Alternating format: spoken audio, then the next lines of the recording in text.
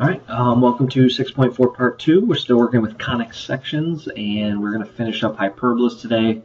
So what we're going to do is we're going to step it up a little bit. We're going to do some little harder examples. Once again, equations still stay the same. That's the only reason I put this on here, to still use the same equations that we used in the last video.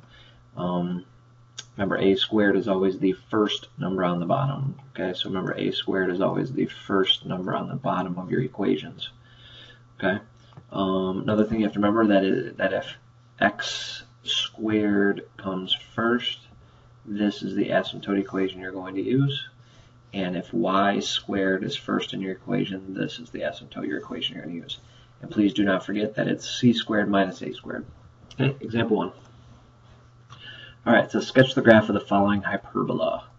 All right, so what is different here? If you notice, we have numbers attached to the x and the y. So what that does is, just like it did for circles, just like it does for ellipses, we have a new center. Our hyperbola has a new center.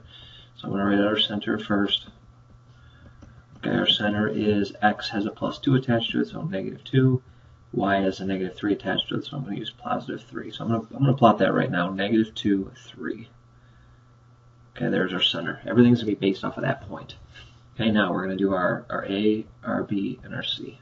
Okay, remember, a squared is the number on the bottom, and it's underneath x. Okay, so square root of 9 is 3, and it goes on the x-axis. Our b is the other number, so 4, and it's underneath y, so this is b squared. So b is 2, and it's going to go on the y-axis, and no, c always goes with the a. So those two are going to go together, so I already know if a is on x, c is also on the x.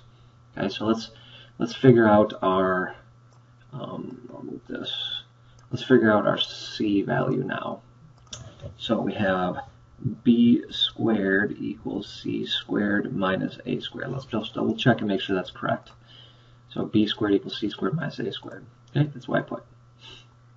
Alright, so b squared, 2 squared is 4, equals c squared, we don't know, minus a squared is 9.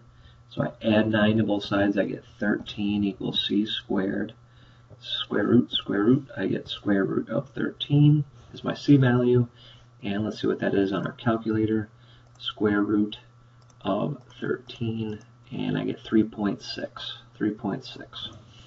Okay, so square root of 13 is 3.6. All right, so we have enough information to graph this hyperbola. Let me get this out of the way. Let me scoot this over. All right, so our center is at -2, 3. All right, and now let's draw everything else. Our a is 3. And it's on the x-axis. So that means I'm going to go 3 to the right. Now I'm going from my center, 3 to the right. 1, 2, 3. And then 3 left. 1, 2, 3. So there's my positive a, there's my negative a. Our b is 2, and it's on the y-axis, so I'm going to go up 2. And I'm going down 2. So there's my positive b, here's my negative b. And our c value is at 3.6.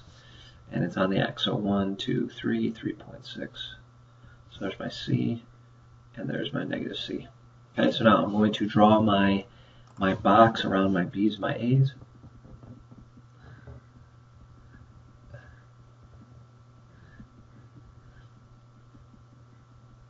Okay, I'm drawing it dotted because it's really not there. All right, so now I'm going to draw my asymptote lines from my center. Through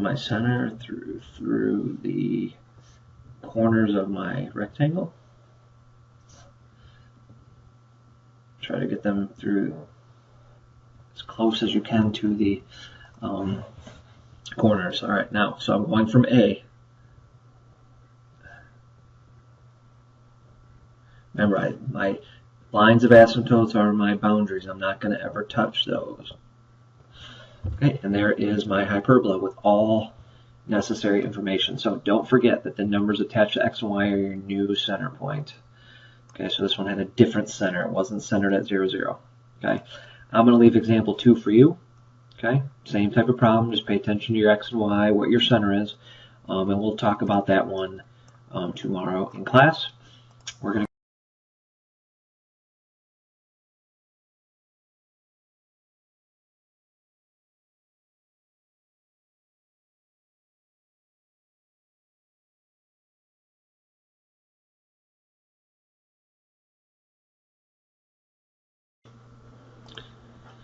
All right, here's example 3. We're going to do this very similar to the last one and all the other ones that we've done so far. We still need to label our A, our B, and our C. Okay, in this problem, it starts off by giving you the vertex, and it's in the X position. So our vertex is A, and it's in the X position. So our A is 4, and it's in the X position. Okay, that means we already know that C is in the X position as well. All right, so we need to figure out our B value, and we need to figure out our C value. Okay, so we already know, though, that x squared over 16 is the beginning of our equation, because A always comes first. So 4 squared 16, and it's in the X position, so x squared is going to go on top. So that leaves me with y squared over, we don't know, equals 1. All right. Now, how do I know? The question is, what's going on here? All right. How do I know, though, what to do with this asymptote equation here? So I'm going to write the asymptote equation that they give us right here. So 1 over 2x. And I'm going to go to my formula sheet, and I'm going to notice in the example, x squared comes first. So in our formula sheet, x squared comes first here. So I'm going to use this asymptote equation, b over ax.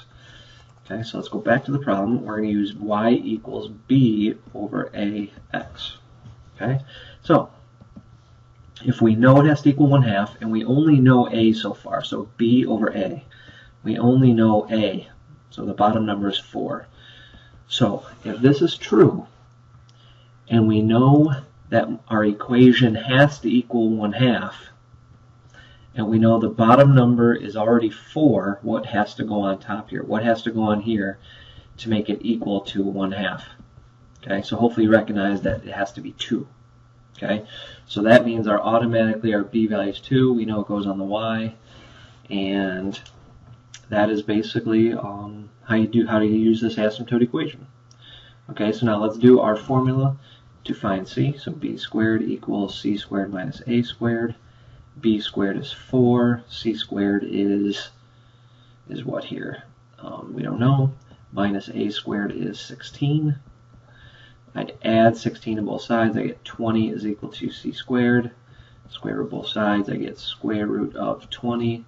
And let's figure out what that is as a decimal.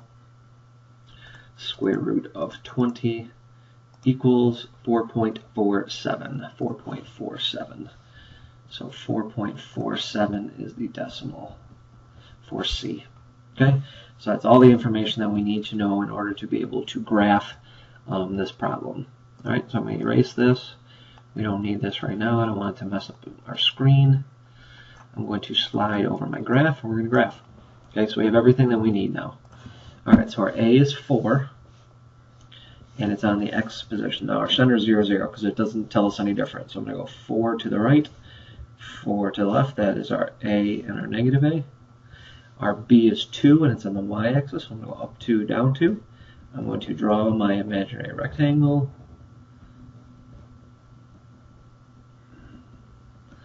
I'm going to draw in my lines of asymptotes from the center to the corner of my rectangles. And this is, I expect to see all these pieces on your graphs too.